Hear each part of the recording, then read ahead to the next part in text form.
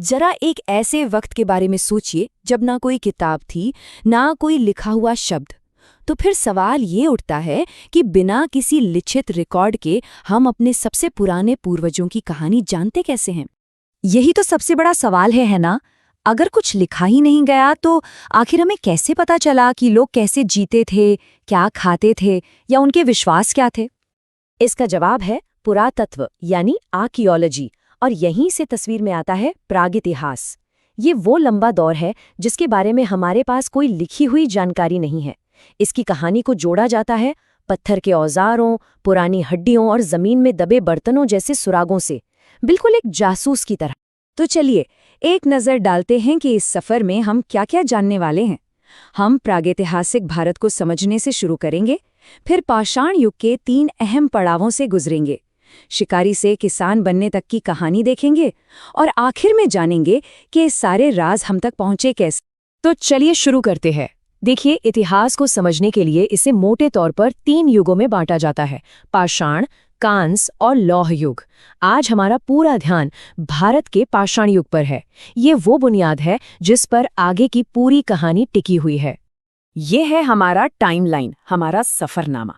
शुरुआत होगी पूरा पाषाण यानी पुराने पाषाण युग से, फिर हम मध्य पाषाण काल के बदलावों को समझेंगे, इसके बाद नवपाषाण की क्रांति को देखेंगे और आखिर में बात होगी ताम्र पाषाण युग की, जब इंसान ने पहली बार धातु का इस्तेमाल सीखा।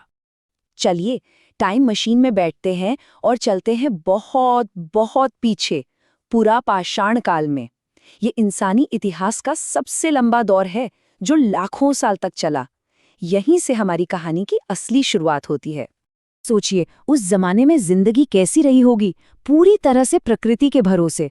लोग शिकारी संग्राहक थे, यानी जानवरों का शिकार करते और कंद मूल इकट्ठा करते थे। ना खेती ना पशुपालन, उनके औजार भी बस खुरदरे बिना पॉलिश वाले पत्थर थे। लेकिन फिर एक खोज हुई जिसने सब कुछ बदल के रख दिया। वो थी आग। आग से गर्मी मिली, जानवरों से सुरक्षा मिली और पहली बार खाना पकाकर खाने का रास्ता खुला। ये सचमुच एक गेम चेंजर था। लेकिन जिंदगी सिर्फ पेट भरने की जद्दोजहद नहीं थी। देखिए जरा इस अद्भुत चीज को। ये बेलन घाटी में मिली हड्डी से बनी मातृदेवी की मूर्ति है। ये हमें बताती है कि उस दौर का इंसान सिर्फ जी नहीं रहा था, बल्कि वो सोच रहा था, महसूस कर रहा था। उसके अंदर कला और शायद आस्था भी जन्म ले रही थी। पूरा पाषाण काल के लंबे दौर के बाद आता है मध्य पाषाण काल। आप इसे पुराने शिकारी जीवन और आने वाले नए जमाने के बीच का एक पुल समझ सकते हैं। ये वो दौर था जब इंसानियत नए नए प्रयोग कर रही थी। और इसी दौर में इंसान ने एक ऐसा कदम उठाया जिसने आने वाले हजारों सालों का इतिहास लिख दिया, और वो था जानवरों को पालतू बनाना। तो क्या बदला इस दौर में? औजार बेहतर हो गए, छोटे और धारदार बने। हमें मध्य प्रदेश के आदमगढ़ और राजस्थान के बागोर से पशुपालन के पहले सबूत मिलते हैं, और दमदमा जैसी जगहों पर मिली कब्रें बताती हैं कि अब लोग एक समुदाय की तरह रह रहे थे, एक दूसरे से जुड़ रहे थे। ये एक बड़े सामाजिक बदलाव का संकेत था। अब आता है वो दौर जिसने इंसान के जीने का तरीका ही हमेशा के लिए बदल दिया, नवपाषाण काल। इसे मानव इतिहास की पहली कृषि क्रांति भी कहते हैं, और यकीन मानिए ये वाकई एक क्रांति थी। तो देखिए बदलाव कितना बड़ा था। जो इंसान पहले शिकारी संग्राहक था, अब वो खाद्य उत्पादक बन गया। घुमंतु जिंदगी खत्म हुई और एक जगह बस कर जीने की शुरुआत हुई। खुरदरे पत्थर के औजारों की जगह ले ली चिकने पॉलिश किए हुए औजारों ने, और अनाज रखने और पकाने के लिए मिट्टी के बर्तनों का आविष्कार हुआ। और इस पूरी क्रांति की जड़ में क्या था? खेती। पहली बार लोगों ने गेहूं और जौ जैसे अनाज उगाना सीखा। अब खाने की तलाश में भटकना नहीं था, बल्कि उसे उगाना था।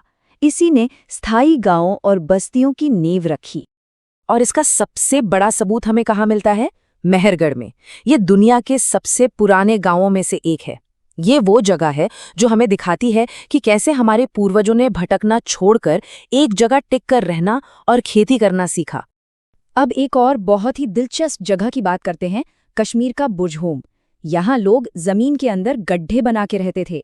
लेकिन सबसे हैरान करने वाली और दिल को छू लेने वाली बात यह है कि यहाँ इंसानों की कब्रों में उनके साथ उनके पालतू कुत्तों को भी दफनाया गया है। ये इंसान और जानवर के बीच के गहरे रिश्ते का हजारों साल पुराना सबूत है।